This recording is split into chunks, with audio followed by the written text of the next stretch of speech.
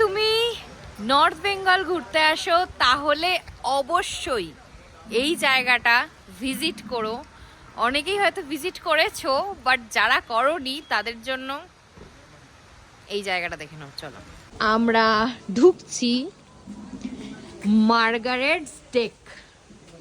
এটা বেসিক্যালি একটা cafe, but ক্যাফেটা এত সুন্দরভাবে ডেকোরেটেড, আমি সেটা ভিতরে গিয়ে পুরো বুঝিয়ে দিচ্ছি। আমি যেটার জন্য তোমাদের বলছি সেটা হচ্ছে এটা। এইখানে দেখতে পাচ্ছ অনেক গাছ গাছ আছে, ঠিক আছে, ডেকোরেশন যেটা বলেছি main. And what is this, এই পুরো ক্যাফেটা একটা চা বাগানের ওপরে বেস করে দাঁড়িয়ে আছে, কিন্তু এখনো মেন জিনিসটা বাকি আছে। মেন জিনিসটা দেখাচ্ছি চলো। And this is the view, this is Margaret's day.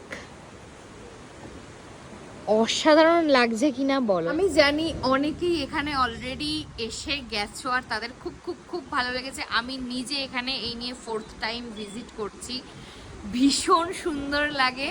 But যারা যারা এখনো আসোনি, নর্থ বেঙ্গল আসার প্ল্যান করছো, প্লিজ এই মার্গারেটস ডেকটা তোমাদের প্ল্যানে অবশ্যই রেখো।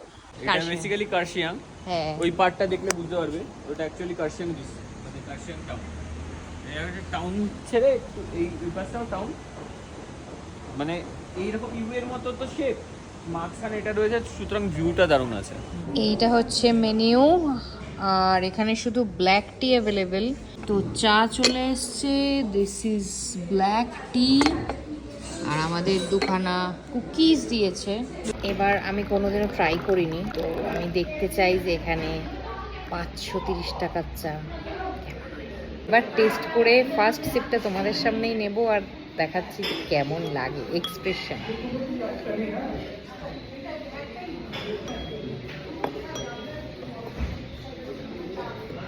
কড়া লিকারের একটা টেস্ট, সাথে রজনীগন্ধার টেস্ট।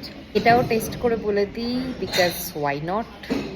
তো ক্রিমি একটা টেক্সচার। গার্লিক ব্রেড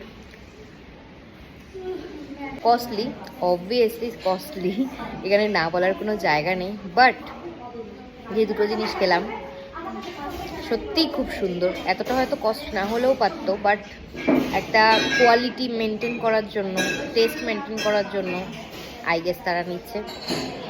আশা করি তোমরা এখানে অবশ্যই ভিজিট করবে। আর প্লিজ এই চিকেন হোয়াইট সস পাস্তাটা আমার ফেভারিট, রেকমেন্ডেশন রইল, অবশ্যই ট্রাই করো।